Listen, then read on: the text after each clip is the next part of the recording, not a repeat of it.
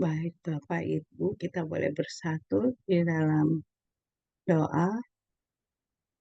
Kita,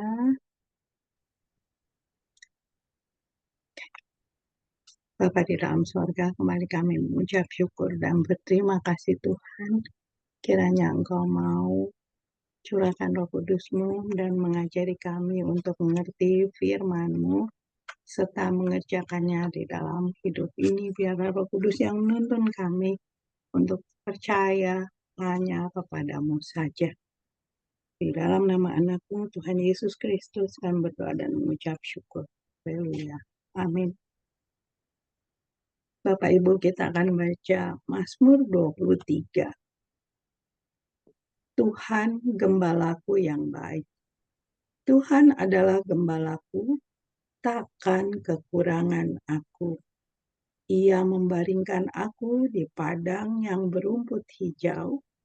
Ia membimbing aku ke air yang tenang. Ia menyegarkan jiwaku.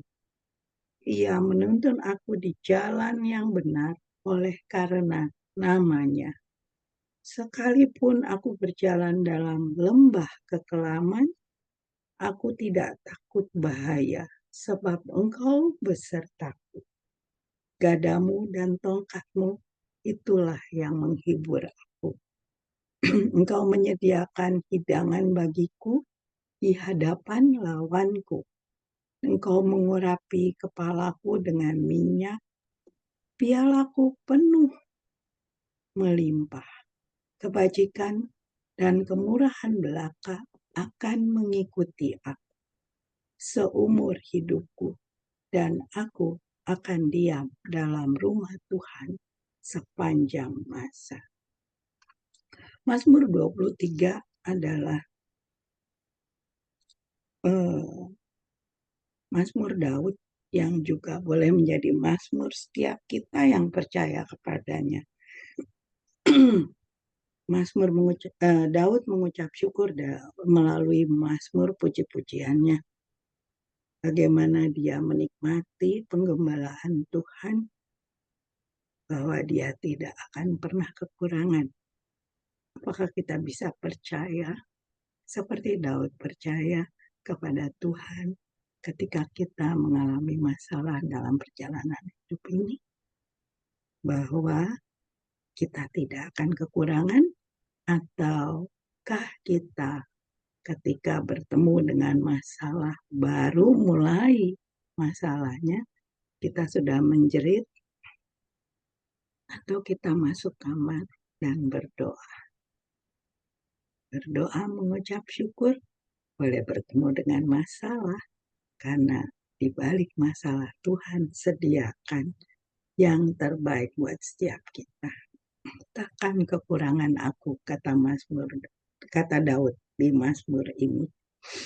Ia membaringkan aku di padang yang berumput hijau. Bapak Ibu boleh mengerti kondisi di sana, di padang pasir. Tiba saat Daud bisa mengatakan, aku dibaringkan di padang yang berumput hijau. Ia membimbing aku ke air yang tenang. Indah sekali kalau ketika orang lain ada di padang pasir, kita dibaringkan di padang yang berumput hijau dan membimbing ke air yang tenang. Tuhan yang akan membimbing kita ketika kita mempercayakan diri kita di dalam menghadapi pergumulan hanya kepadanya. Tuhan, Ia menyegarkan jiwaku. Ia menuntun aku di jalan yang benar oleh karena namanya. Ketika kita mengingat bahwa Tuhanlah yang menyelamatkan kita, Tuhan yang memelihara hidup kita, apakah kita masih mau membohongi diri kita sendiri?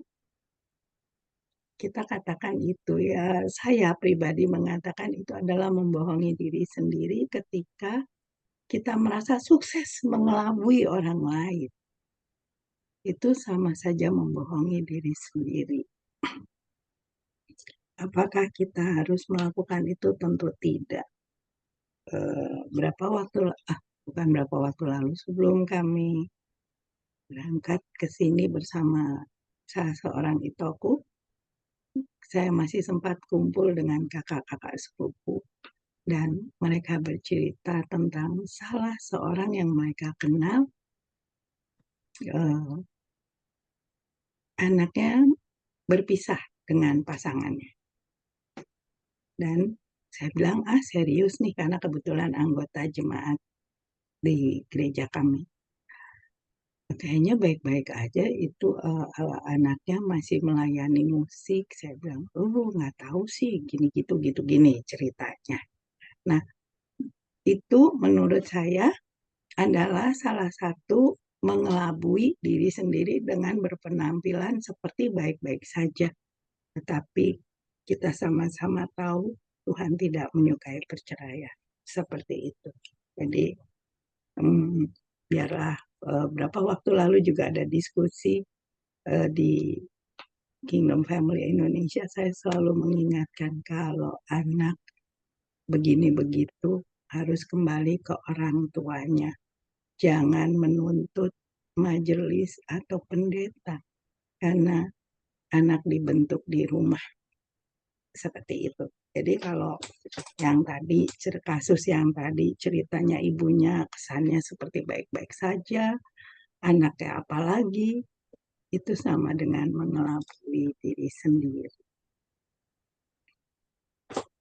Ia menyegarkan jiwaku, ia menuntun aku di jalan yang benar oleh karena namanya.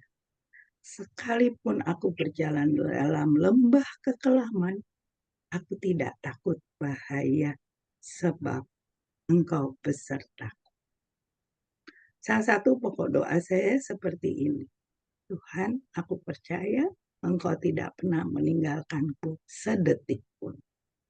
Jadi itulah kekuatan di hidup kita. Gadamu dan tongkatmu itulah yang menghibur aku. Dan Engkau menyediakan hidangan bagiku di hadapan lawanku.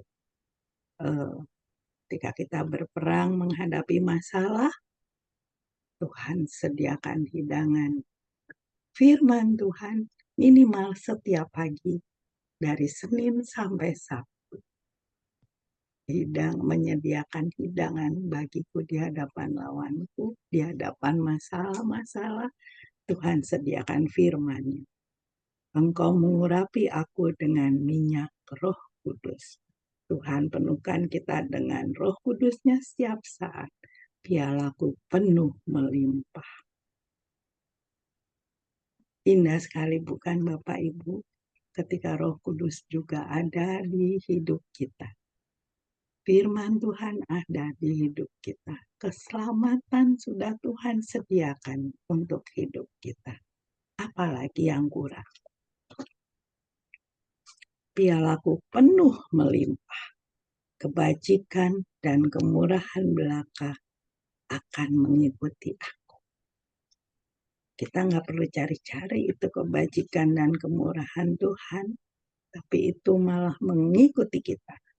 Dan aku akan diam dalam rumah Tuhan sepanjang masa. Alangkah indahnya puji-pujian yang dipanjatkan oleh Daud, dan ini adalah puji-pujian kita juga. Nanti Bapak Ibu boleh tambahkan setelah ini, setelah breakout room, setelah doa syafaat ya Bapak Ibu. Mari kita bersatu di dalam doa.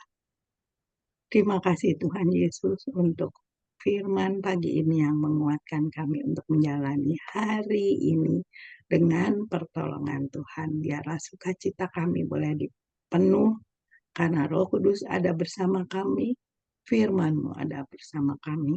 Bawalah kami berjalan dalam kebenaran-Mu dan ajarlah kami, sebab Engkaulah Allah yang menyelamatkan kami. Kau kami nantikan sepanjang hari. Kami percaya Tuhan, Engkau tolong Bapak Pendeta Januari Menrofa, apapun itu alasannya di Nias, biar Engkau saja memberkati kehidupannya. Itu juga dengan saudara kami, Bapak Pendeta Raffles Mandiangan. Kiranya Tuhan jamah, Tuhan pulihkan kesehatannya untuk dia boleh bersekutu bersama kami. Terima kasih Bapa di dalam sorga, dalam nama anakmu, Tuhan Yesus Kristus, kami berdoa dan mengucap syukur. Haleluya. Amin.